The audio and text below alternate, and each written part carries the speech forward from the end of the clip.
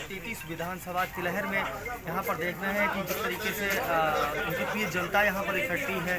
जो सलोना कुशवाहा जी थी जो पहले सपा में कार्य कर रही थी और प्रचार कर रही थी, आज हम उनसे पूछेंगे आखिर ऐसी क्या वजह रही जो आपको सपा छोड़नी पड़ी।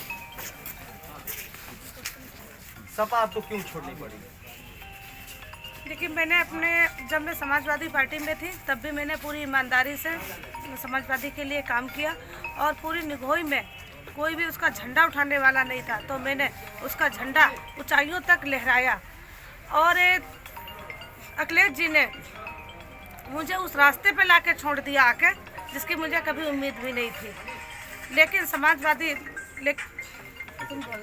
जी, लेकिन जब मतलब कहीं का नहीं छोड़ा गया, पार्टी में कोई मतलब कहीं महिला ने कितना काम किया था उन्होंने, सलोना ने पूरे क्षेत्र में एक हर दरवाज़ा खटखटाया।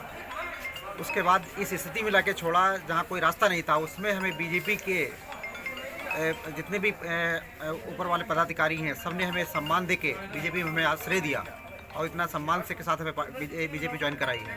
इसका मैं बीजेपी का बहुत आभारी हूँ और हम लोग विश्वास दिलाते हैं कि क्षेत्रीय जनता को कि पूरी कर्तव्य निष्ठा के साथ बीजेपी का हम समर्पण रहेंगे और क्षेत्र के लिए हम काम करेंगे।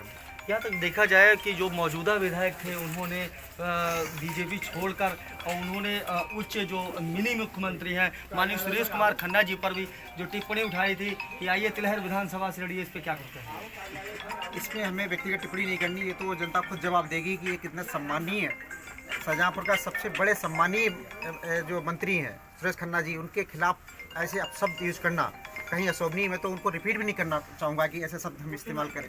एक वीडियो भी उनका वायरल हो रहा है, जो बीजेपी में थे उस समय वो बोल रहे थे कि वो सपा के गुंडे, सपा के गुंडे। इस पर क्या कुछ कहेंगे? आज वो सपा में खुद हैं। ऐसे लोगों की कोई देखो विचारधारा नहीं होती है। जहाँ जाते हैं उसी की भाषा बोलते हैं, पहले वाली पार्टी को गालियाँ देते हैं। इनका कोई विचारधारा नहीं, कोई नेता, केवल सत्ता में रहना इनका उद्देश्य होता है।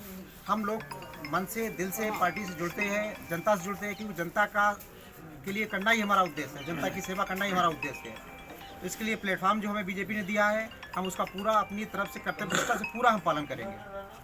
तो ये थी डॉक्टर साहब। अब हम सलोना कुशवाहा जी से कुछ बात करेंगे कि किस तरीके से आप अगर होते हैं तो जनता को किस तरीके से लेते हैं?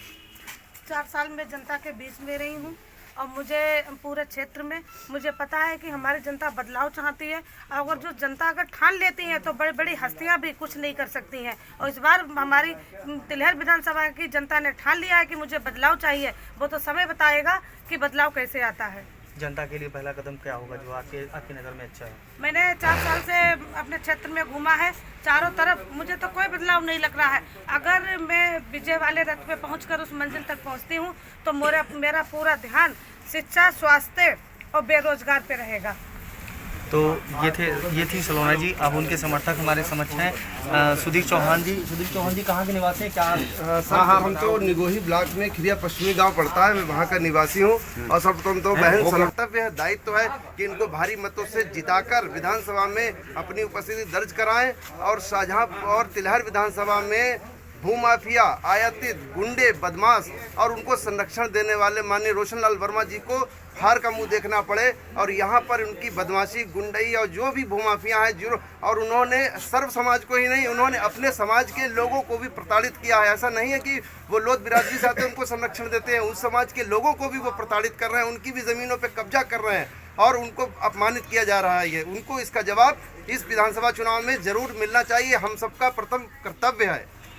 तो ये थे सुधीर चौहान जी जिन्होंने जो यहाँ पर मौजूदा उस समय थे रोशन लाल वर्मा जी को भूमाफिया तक घोषित कर दिया।